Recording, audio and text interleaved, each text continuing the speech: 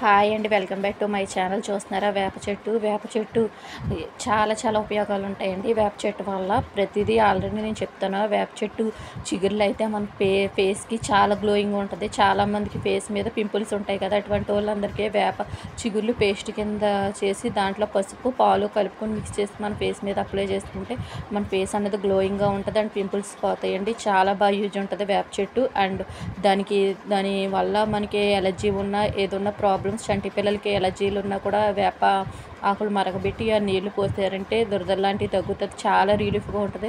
అంత మంచిదండి వేప చెట్టు వల్ల. సో మనం అనుకుంటాం వేప చెట్టు వల్ల చెడు అనుకుని, కాదండి, మన ఫేస్కి అయితే చాలా గ్లోయింగ్ ఉంటుంది. నేను చాలాసార్లు మాకు దగ్గరగా ఉండటం వల్ల వేపాకు ఫేస్కి అప్లై చేసుకునేదాన్ని, పేస్ట్ కింద చేసి. డెఫినెట్గా ఒకవేళ వేపాకు దొరకలేని వాళ్ళు ఉంటే ఆ వేపాకుని మనం ఒక స్టోర్ చేసుకోవాలి. ఎండబెట్టి లేదా పచ్చిపొడైనా ఆడిచ్చేసి మనం ఫ్రిడ్జ్లో స్టోర్ చేసుకుని మనం ఎప్పుడు కావాలితే అప్పుడు ఫేస్కి అప్లై చేయొచ్చు. చూస్తున్నారు కదా, అవి ఏంటంటే మనకి వేప చిగుర్లు అండ్ తెలుసు కదా ప్రతి ఒక్కరికి వేపకాయలు.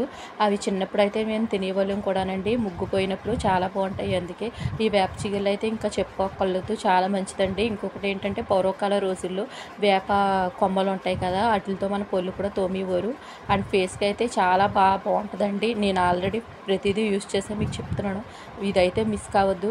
ప్రతి ఒక్కరు చూసి లైక్ చేసి, షేర్ చేసి, సబ్స్క్రైబ్ చేయండి. ఎందుకంటే నేను యూజ్ చేస్తాను నా ఫేస్కి. నేను ఎక్కడున్నా కూడా డెఫినెట్గా వేపాకు ఒకవేళ దొరకని పక్షంలో కూడా నేను పొడి చేసుకుని ముందు స్టోర్ చేసుకుంటాను. అప్పుడు ఫ్రిడ్జ్లో పెట్టుకుని ఆ పొడిని మనం మిల్క్ అండ్ పసుపుతోని పాలు అండ్ వేప పొడి పసుపు కంపల్సరీ వేసి 3 మిక్స్ చేసి మన ఫేస్కి అప్లై చేస్తానండి. ఫేస్ చాలా గ్లోయింగ్గా ఉంటుంది, చాలా బాగుంటుంది ఫేస్ అయితే. ఇంకా చెప్పుకోకలేదు, వేపాకుల వల్ల చాలా ఉపయోగాలు ఉన్నాయండి. అట్ ద సేమ్ టైం వేప చెట్టు ఉన్నా కూడా మనకి దుష్ట చెట్టులు ఏదన్నా ఉంటాయి కదా, గాలి అలాంటి అటువంటి ఏముండవండి. వేప చెట్టు ఒక దైవం లెక్క కొలుస్తారు అందరూ, తెలుసు కదా. వేప చెట్టు ఉండడం వల్ల చాలా మంచిదండి.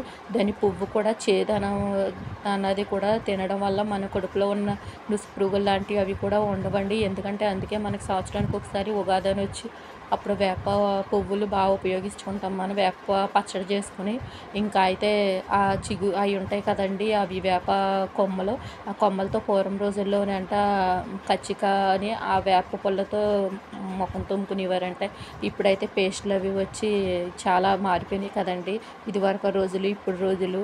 కానీ ఇదివరకు రోజులే బెటర్ అండి, అన్నీ బాగుండి. ఇప్పుడు అంతా కూడా రెడీమేడ్ వచ్చేసినాయి. ప్రతిదీ కూడా మనకి డబ్బులు పెడితే చాలు ఏవైనా దొరుకుతాయి మనకి. కానీ ఇప్పుడు రోజులే కన్నా అప్పుడు రోజులు చాలా బాగుంటాయండి. మన ఆటలు ఆడుకున్నప్పుడు కూడా పిల్లల్ని రిలీఫ్గా వదిలేవారు, ఇప్పుడు వదలడానికి కూడా చాలా భయపడుతున్నారు. చాలా చాలా బాగుంటుందండి వేప చెట్టు ఉపయోగం వల్ల. నాకైతే వేప చెట్టు బాగా యూజ్ అవుతాయి. ఇవైతే చూస్తున్నారు కదా, ఇవైతే నేను చాలా ఇష్టపడతాను. అండ్ వేప కాయలు అవి ముగ్గుపోయి చిలకలు కూడా తింటూ ఉంటాయి, కాకిలు కూడా పొడుస్తాయండి. అవి తీగా ఉంటాయి కదా, ఈ పచ్చిగా ఉన్నప్పుడు అయితే చేదుగా ఉంటాయి. చాలా చాలా ఉపయోగాలు ఉన్నాయి. చాలామందికి పేను కొరికితే ఆ వేప కాయలు ఆ పేస్ట్ని మనం పేలు మీద అప్లై చేసుకున్నా పర్వాలేదు. లేదంటే వేప ఆకులు ఉన్నాయి కదా, అవి మనం పేస్ట్ కింద చేసుకుని మన తలకు అప్లై చేసుకున్నామంటే పేలు చుండ్రు లాంటిది ఉండదండి. సో చాలా చాలా యూజ్ అవుతుందండి. ఇంకా మీకు చెప్పుకోకర్లేదు వేప చెట్టు వల్ల.